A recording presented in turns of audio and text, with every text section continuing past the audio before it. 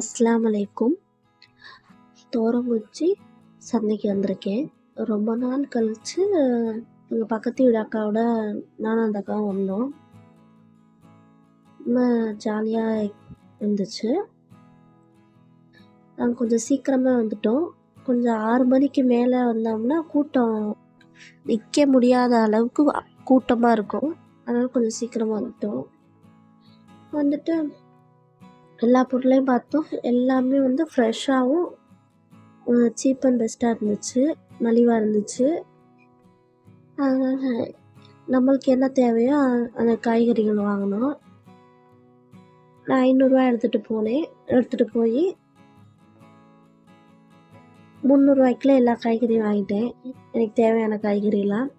மிச்சம் 200. பாவக்காய், carrot, beans, குடமிளகா வாங்கினேன். ஒன்று 20 சொன்னாங்க. காலிஃப்ளவரு, பீக்கங்காய், வெண்டைக்காய் வந்து நல்ல வெண்டைக்காய் எப்படி வாங்கினோன்னா, நுனியை உடச்சி பார்த்தா உடஞ்சிச்சுன்னா நல்ல வெண்டைக்காய், உடைய முடியலாட்டி முத்தின வெண்டைக்காய். அப்புறம் 1/2 கிலோ கத்திரிக்காய் வாங்கினேன். 10 ரூபாய்க்கு சம்சா வாங்கினேன். உருளைக்கிழங்கு வாங்கினேன். 30 சொன்னாங்க. ஒரு கடையில் கேட்டேன் வாழைக்காய் எவ்வளோன்னு. அவங்க சொன்னாங்க ஒரு வாழைக்காய் 10 சொன்னாங்க.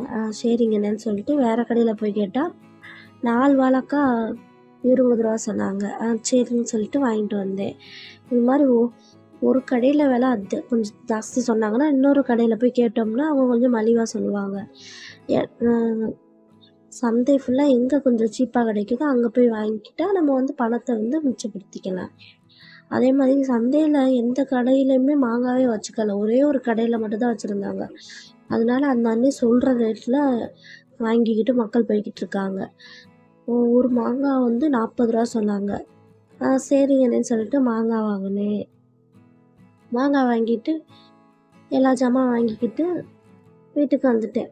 வந்துள்ள ரொம்ப டயர்டாக களைப்பாக இருந்துச்சா, சோர்வா. அப்புறம் வந்து ஒரு ஸ்ட்ராங்காக இஞ்சி தட்டி போட்டு டீயை போட்டு குடித்தேன். ரிலாக்ஸாக குடித்தேன். பாட்டை கேட்டு குடிச்சிட்டு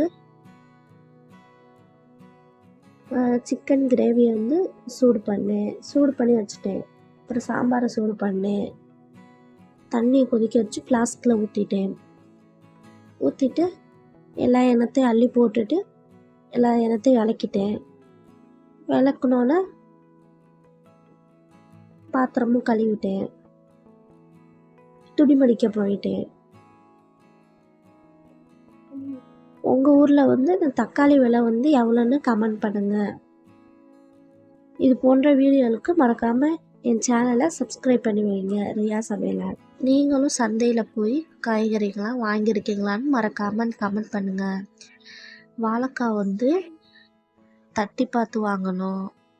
கேரட்டை வந்து சுரண்டி பார்த்து வாங்கணும். பீட்ரூட்டை சுரண்டி பார்த்து வாங்கணும். நாட்டு கத்திரிக்காவை வாங்கினா கொஞ்சம் டேஸ்ட்டு கொடுக்கும் குழம்புக்கெல்லாம். எண்ணெய் கத்திரிக்காய் செய்யலாம்,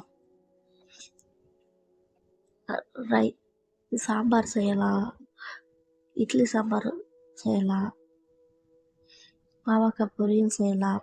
இது மாதிரி நம்ம காய்கறி வேணால் என்ன வேணால் நம்மளுக்கு பிடிச்ச டிஷ்ஷஸ் இருந்து 200 எடுத்து வச்சோங்க. அதை உண்டியல் வாங்கி சேமித்து வச்சோன்னா இப்போ வந்து நம்மளுக்கு அது சிறிய முதலீடாக இருக்கும்.